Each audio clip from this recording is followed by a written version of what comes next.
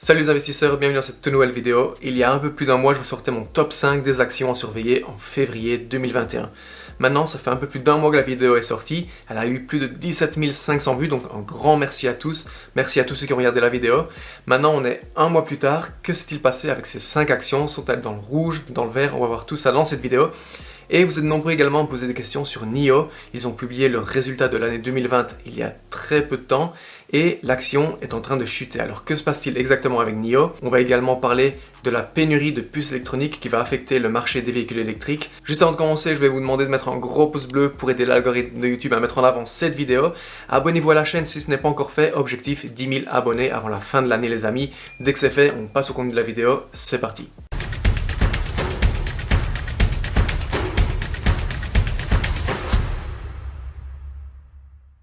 Les amis, je vous propose de commencer cette vidéo en parlant de NIO. NIO vient de publier ses chiffres de l'année 2020 il y a quelques jours seulement et ces chiffres dans l'ensemble sont plutôt positifs. Alors ce que je vous propose de faire dans un premier temps, on va comparer l'année 2019 et l'année 2020 en termes de véhicules livrés. Si on regarde maintenant les premiers trimestres, entre 2019 et 2020, presque aucune différence, les mêmes chiffres, mais tout s'accélère à partir du deuxième trimestre 2020. En effet, NIO, au deuxième trimestre de 2020, a livré 10 331 véhicules, ce qui est presque 3 fois plus comparé à l'année 2019. Ça continue de progresser au troisième trimestre 2020 avec 12 206 véhicules livrés comparé à 4 700 en 2019 et pour le dernier trimestre, à la fin de l'année 2020, NIO a livré plus de 17 000 véhicules, 17 353 véhicules exactement, comparé à 8 000 véhicules l'année précédente, ce qui fait plus que x2 le nombre de livraisons. Ce qui porte le total de véhicules livrés à 43 728 en 2020 comparé à 20 565 pour l'année 2019. NIO a pu livrer plus de 2 fois le nombre de véhicules. Si maintenant on regarde juste la marge que NIO fait sur ses véhicules, au quatrième trimestre 2020, la marge était de 17,2% comparé à une marge négative de moins 6% au quatrième trimestre 2019. Ce qui est très positif, ça veut dire que NIO est désormais profitable sur la construction d'un véhicule. Pour l'année 2020, les ventes de véhicules ont rapporté 2,3 milliards de dollars à NIO, ce qui représente quand même une hausse de 106% comparé à l'année 2019. Si maintenant on regarde le bénéfice brut, il était de 287 millions de dollars, ce qui est positif, c'est dans le vert. Mais si maintenant on regarde le résultat net de l'entreprise, on peut voir que NIO pour l'année 2020 avait des pertes de 812 millions de dollars, ce qui représente quand même une diminution de 53% comparé à l'année précédente, à 2019, puisque on rappelle qu'en 2019, NIO avait fait des pertes de plus de 1 milliard de dollars. 1,5 milliard de dollars si je ne me trompe pas. Donc NIO a réussi en 2020 à vendre plus de véhicules, à produire plus de véhicules, à réduire ses pertes, à augmenter son bénéfice brut. Donc NIO est vraiment sur une bonne voie, ça me rappelle un peu Tesla il y a encore quelques années. Bien entendu, je ne compare pas NIO et Tesla, mais c'est pour bien vous faire comprendre qu'une entreprise d'une telle ampleur sur un marché disruptif comme le marché des véhicules électriques ne peut pas être profitable du jour au lendemain. Il va falloir du temps à NIO pour que NIO fasse des bénéfices. On a déjà les chiffres de janvier et de février 2021. Pour janvier, NIO a réussi à livrer 7 225 véhicules et en février 5 578 véhicules, ce qui représente respectivement une hausse de 352% et de 689% comparé à l'année précédente. Alors maintenant pour le début de l'année 2021, pour le premier trimestre de 2021, NIO a annoncé pouvoir livrer entre 20 000 et 20 500 véhicules, ce qui représenterait une hausse de plus de 420% comparé au premier trimestre 2020.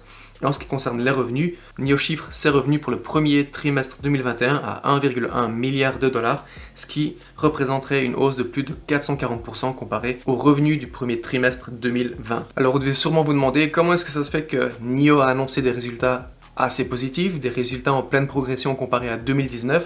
Comment est-ce que ça se fait que malgré ces résultats positifs, le cours de l'action NIO est en train de chuter? Si on regarde maintenant un peu l'action NIO, NIO qui d'ailleurs traite au New York Stock Exchange sous le symbole NIO, a vu le cours de son action chuter ces derniers mois. L'action avait atteint son point le plus haut à 67 $ il y a quelques semaines et depuis est en pleine chute puisque maintenant l'action trade à 43,29 $, ce qui représente une chute de plus de 30%. Alors non seulement il y a eu la correction générale des marchés, surtout des entreprises technologiques, des entreprises pharmaceutiques et également des entreprises de véhicules électriques. Correction qui pour moi est tout à fait normale puisque fin de l'année 2020 et les 2 premiers mois de l'année 2021 ont été excellents et on a vu ces entreprises grimper en flèche. Donc c'est pour moi une correction normale des marchés. Mais il y a également, je ne sais pas si vous l'avez entendu, une pénurie au niveau des puces électroniques. En 2020, il y a eu une énorme demande de puces électroniques pendant le confinement notamment, et également il y a eu des tensions commerciales entre les États-Unis et la Chine, ce qui fait que maintenant on commence à sentir les délais dans la livraison de puces électroniques. Et bien entendu, moins de livraison de puces électroniques, ça affecte fortement les entreprises de véhicules électriques. William Li, le CEO de NIO, avait annoncé qu'il pouvait produire désormais jusqu'à 10 000 véhicules par mois, mais que maintenant, à cause de cette pénurie, on va voir un ralentissement des véhicules livrés de la part de NIO, avec un maximum de 7500 véhicules par mois. Et cette pénurie va affecter les livraisons de véhicules de NIO au deuxième trimestre, ce qui bien entendu inquiète les investisseurs. Restons néanmoins sur une note positive. On rappelle que NIO avait annoncé vouloir s'attaquer au marché européen en 2021 et on espère voir NIO débarquer dans un des pays scandinaves d'ici la deuxième partie de l'année 2021. Et on rappelle que durant le NIO Day, il y a quelques mois, NIO avait révélé son nouvel SUV, le NIO ET7, qui sera disponible à partir de 2022. Cette voiture est déjà en précommande et les précommandes ont tout explosé. Passons maintenant aux 5 actions dont je vous avais parlé dans mon top 5 des actions à surveiller de très près en février 2021. D'ailleurs, si vous ne l'avez pas encore vu, je vous mets le lien juste ici au-dessus. Ces entreprises étaient Opendoor, Starbucks, Visa, IPOE, un SPAC qui va fusionner avec l'entreprise de fintech Sophie, et Adobe. Si on se concentre en premier sur Opendoor Technology, société qui essaie de révolutionner le monde de l'immobilier aux États-Unis, quand je vous avais parlé de l'entreprise, l'action était à 26,12$ et aujourd'hui elle est à 31,33$, ce qui représente une hausse de près de 20%. Ensuite, je vous avais parlé de Starbucks et ses délicieux cafés à 5€.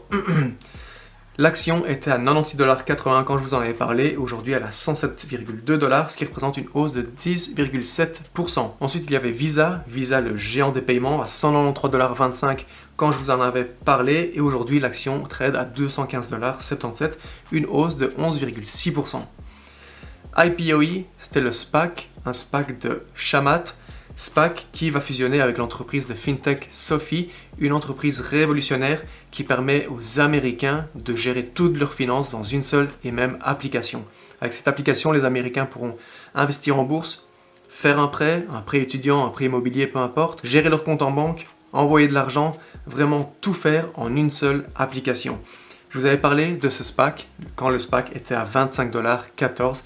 On a vu une chute de 25% dans le rouge, puisqu'aujourd'hui le SPAC trade à 18,7$. Alors, qu'est-ce qui s'est passé? Si on reprend le graphique que je vous avais déjà montré dans une de mes précédentes vidéos où je parlais de SPAC, on peut voir comment fluctue le prix d'un SPAC en fonction du temps qui s'écoule.